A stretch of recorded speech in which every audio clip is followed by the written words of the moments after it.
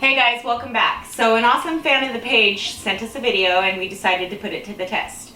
It has a guy with a dollar bill and some tape, and what he does is he puts it in a vending machine and supposedly the vending machine takes it. Bill.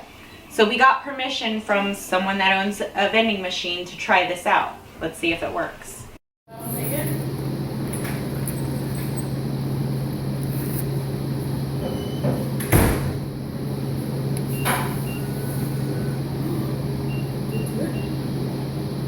It did not. It says enjoy your snack.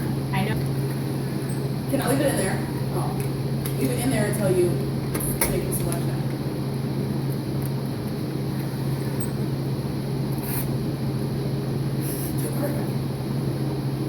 What? So you need some pieces. Leave it in there until you make your selection, see if that helps. Make the selection. Yeah. Okay. So as you can see, the machine registered the bill, but it knew when we took it out. Therefore, it was a fail. Thanks for watching. Please hit the like button if you liked the video and subscribe to our channel. And remember, if you see any unbelievable bullshit out there, let us know. Peace.